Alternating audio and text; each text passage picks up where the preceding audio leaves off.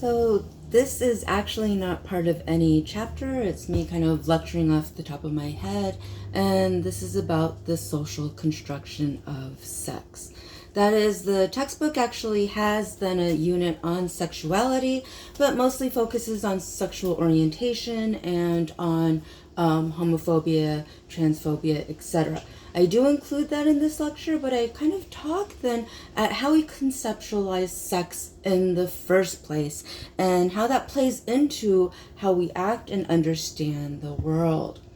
So when it comes down to it, a lot of people ask me, well, then social construction of sex, like it's biological. It is something that is necessary. How can it be socially constructed? So that is actually a very mainstream understanding of sex. That is, people will speak of the biological imperative. That is this idea that sex acts are necessary to sustain our species. That is, sex is how you procreate, how you have children. And to that end, a lot of people will say, well, sex is just a biological instinct. It is natural. It is something that people actually know how to do without really thinking about it. Well, I actually posit this, and I asked this in class. If sex were just natural, if it were just instinct, then our ways of thinking about it would be consistent through time, through culture, etc. Like if it was, then we would have similar definitions of sex and how it is appropriate, right? We would have the same understandings because not everyone defines sex in the same way, right? And then our judgments are not the same. So what I argue is how we construct sex and what acts then are approved of and disapproved of actually vary culturally, historically, and situationally, right? There is not one monolithic way of thinking about sex. Now, I brought it up when we talked about deviance, about this idea that religion and sex kind of are intertwined. I actually talked about this when it came to culture and me telling you about college culture at the Southern Baptist University that I attended. But I returned to that in slide 3, which is, well, our understanding of sex then in America comes through the Judeo-Christian tradition. That is, we have a tendency then to tie morality to Judeo-Christian tradition. That is, a lot of our laws then drawn from British law, and then British law then directly from the Mosaic codes. Mosaic then from Moses, and saying, well, a lot of how we understand sex in America then falls back to a religious understanding. And I go to the 7 deadly sins when I talk about this because it's a very easy kind of analogy to make. Now, I generally have students come up with this, but I listed them here because I always forget too. And it's always different too. But 7 deadly sins then: envy, wrath, greed, lust, gluttony, sloth, and pride. Okay, so 7 deadly sins. What I argue is that we concentrate on some of these actually a little bit more than others. We argue that, well, pride, envy, greed, all of that then approved of in a capitalist society. In fact, you can kind of argue that even though it's a deadly sin, it is the goal of capitalist society. That is this idea of greed, because you always want the latest thing. You don't want to be left behind. If someone has the latest thing and you don't, then you're envious, etc., etc. I know a lot of people then who are proud of the shoes that they own or proud of the jewelry, etc. Now, the rest of these sins actually have a function. You can argue that with sloth, obviously too much not doing anything is not good. However, we do need to rest. We do need to sleep. We do need to recharge. So we can say, okay, sloth is bad, but that is an excess of resting and not doing anything, right? That gluttony, then, we can actually say excess pleasure in eating and drinking. Too much then, not so good. However, you do need to eat. So once again, the emphasis is on excess. Now, it's interesting that if you look at a lot of strains of Christianity, then it is lust then that is focused over everything else. Now, lust then actually has a function because, once again, we look at this idea of procreation. And what happens then from a religious tradition, you argue that lust has to be regulated. Okay, so in slide 4, we've already covered this before. In order for sex to be approved of, and we could say that this is an American norm until fairly recently, between a married heterosexual couple. And what people don't realize is, biblically, when you talk about adultery, it's not just having sex with someone else who you are not married to. It is basically this idea that you can't have sex with anyone you're not married to, even if they're not attached to someone else, even if they're not married to someone else. And the second one is that it has to be procreational in nature. So when it came to deviance, I did talk about all the different restrictions that religious traditions use when it comes to looking at sex and making it approved of. What I argue is that even now, even though sex pretty much permeates the media, it is kind of delivered in every single thing that we consume as a society, it is something that people talk about nonstop. A lot of the restrictions concerning sex has become very, very different than it was even back in the 80s when I was in my teen years. So what I argue on slide 5 is that in a way, sex then is still considered something kind of forbidden, bad, evil, okay? Especially when it comes to kids and teenagers, etc. So one of the very basic things that we can actually say is that we can see this in our refusal then to teach kids the proper terminology for genitalia, to teach them age-appropriate basics when it comes down to it. I still laugh at this one. A few years back, I actually read an article about a town in Florida, and I don't remember the name of the town, where there were some complaints from moms because they were showing the Vagina Monologues at a theater. Now, the Vagina Monologues, it's a play by Eve Ensler. It is it's fairly famous, and generally around Valentine's Day, you have the Vagina Monologues being performed to raise money, to kind of end violence against women. These women complained because they said they did not want to have to explain the word vagina to their kids as they drove past the marquee. The theater actually acquiesced and renamed the Vagina Monologues to the Hoo-Ha Monologues. Now, you think about it, why would it be better to explain to your kid what a hoo-ha is over a vagina? It really did not make much sense to me.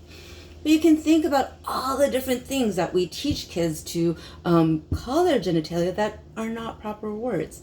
And really think about it then, if it is a reality and you're just refusing to name it properly, what does it say about our mentality then about genitalia, about sexuality?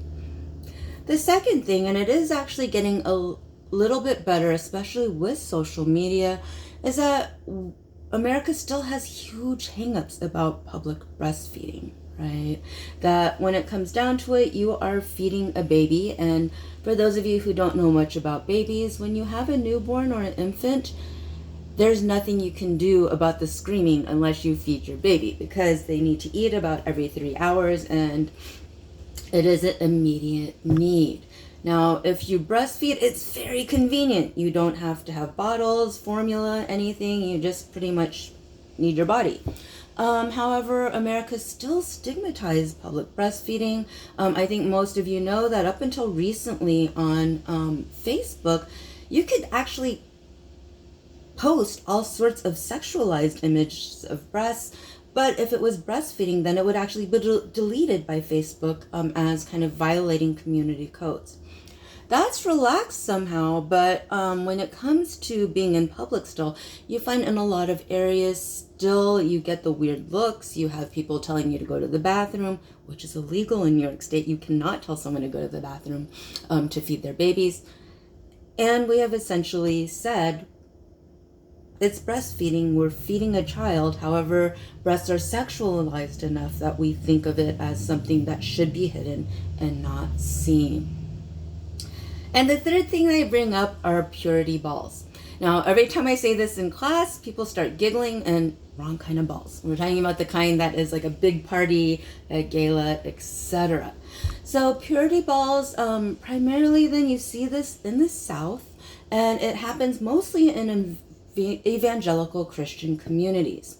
Now, what happens is there is this great party, this great ceremony, and what happens is, a dad dresses up in his tuxedo. His daughter, young daughter, I will say probably preteen,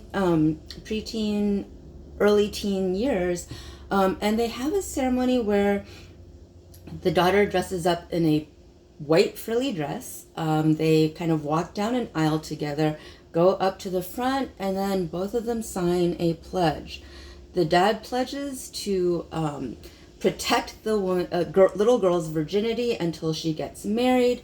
The girls then actually pledge to not have sex until they are married, and they receive then, there's a ring exchange. The girls actually get a purity ring from their dads.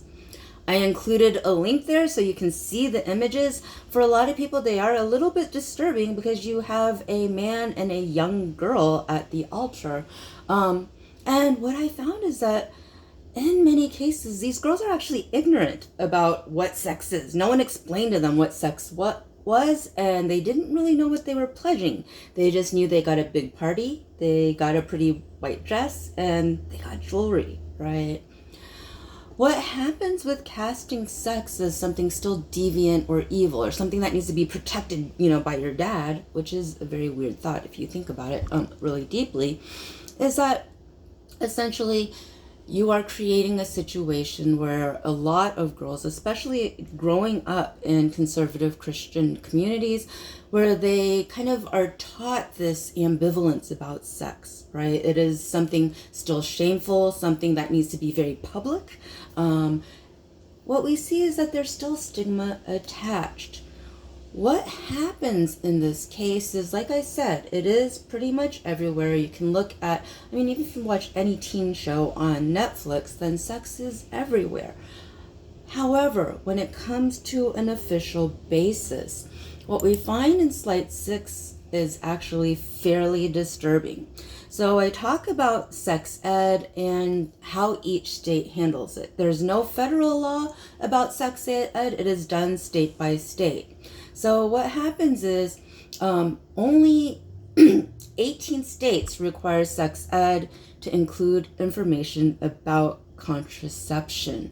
Only 8 states require it, right? 37 states teach abstinence first. 26 states teach abstinence only.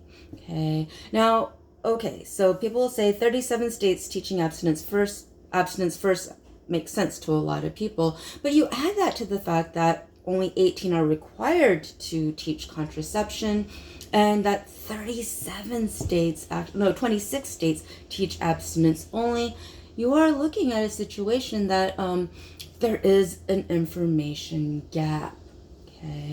Information gap. The U.S. federal government has actually spent $2 billion on abstinence-only sex ed since the mid-1990s, which is kind of astounding if you think about it, because in the last 30 years, we've learned so much more than about physiology, about sex, and we still then are teaching kids just don't have it.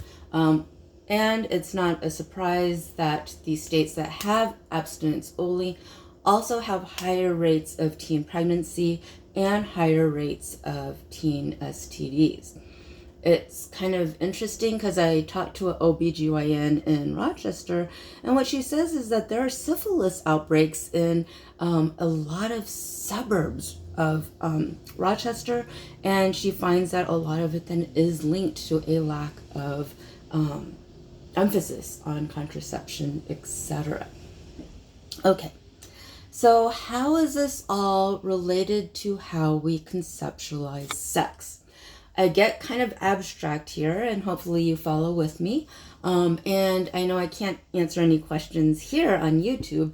However, I can answer questions when we meet on Zoom, or you can email me and ask me to clarify. On slide 7, I actually talk about the patriarchal model of sex. Now, you guys are going to go, oh, she's going patriarchal again. But when we look at this, it is a very male-centric understanding of how we conceptualize sex in the United States. And I will say this, we actually conceptualize sex in a patriarchal model that is unilateral, it's unequal, and it is heterosexist. Unilateral meaning that, well, it is just one way. We don't think of it as two ways. It's unequal because, and I will explain this in a second, because pleasure is only assumed for one member of the sex act.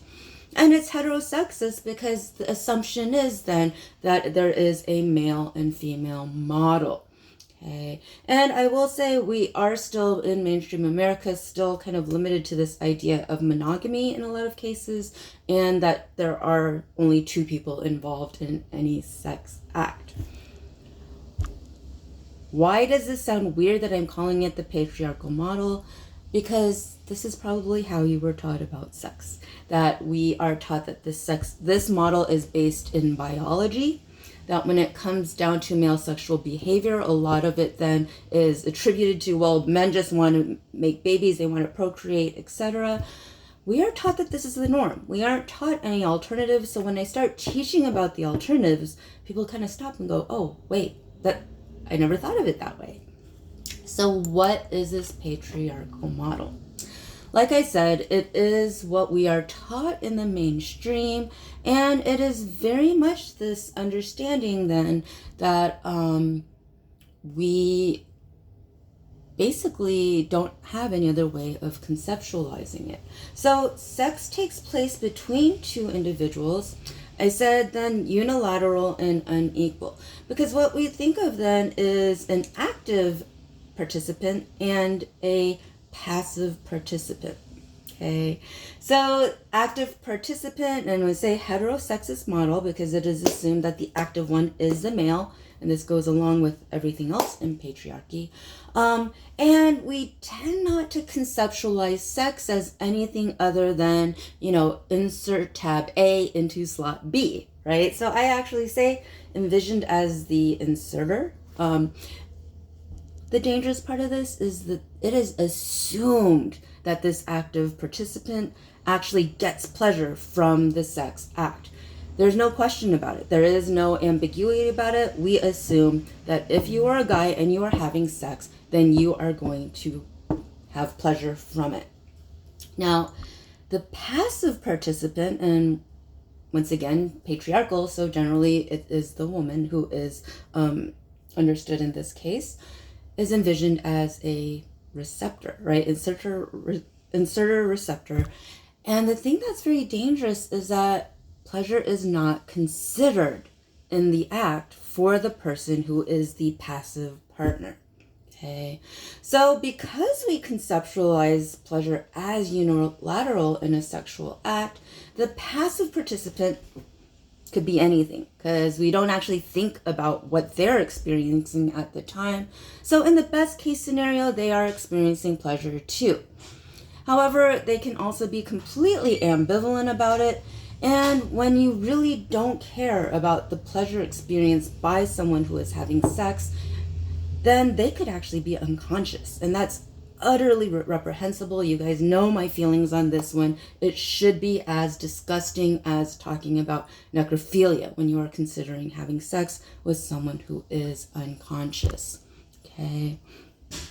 We are so used to this model that women's pleasure is generally an afterthought. So what I put in the slide with then is that only 25% of women are consistently orgasmic during heterosexual penetrative sex. Okay, I'm making it sound very technical, but it's the truth that out of 100 women who have, heterosexual penetrative sex, only a quarter of them are consistently experiencing orgasm during that time. How does this compare to heterosexual men who have heterosexual penetrative sex? 97% then are consistently orgasmic. Pet peeve, and you guys have seen this in pretty much every movie, TV show, you guys know what I'm talking about. Heterosexual couple obviously just finished having sex, they're in bed, they're wherever, they're just lying there, looking up at the ceiling, and it's over. You can tell it's over. They're both just lying there, and the guy turns around and goes, "Did you?" to the woman, right? Basically asking, did you have an orgasm? Well, what does that show? Well, first of all, female orgasm, completely irrelevant in heterosexual sex, right? Most people actually conceptualize heterosexual sex as finished when the male achieves orgasm. Then it's done. Now, what happens in this case is I always ask two questions. The first is, well, if she says no, are you going to do anything about it? Or are you just going to go, oh, okay. So that's the first question. If it's over, then why ask after it's over? The second is, if you have seen a woman have an orgasm, you realize that it is not invisible and undetectable. So what does it do? It portrays female orgasm as invisible and undetectable to men.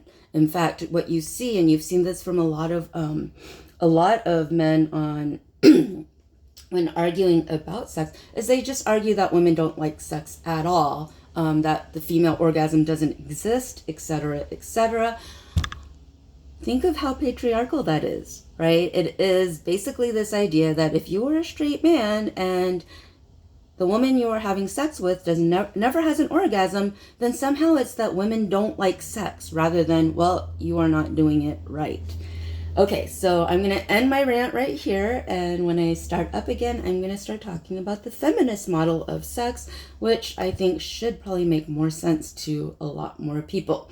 This is the obvious. This is what we were taught growing up. This is what we believe now. It is very much an essentialist model of sex. Okay, more later.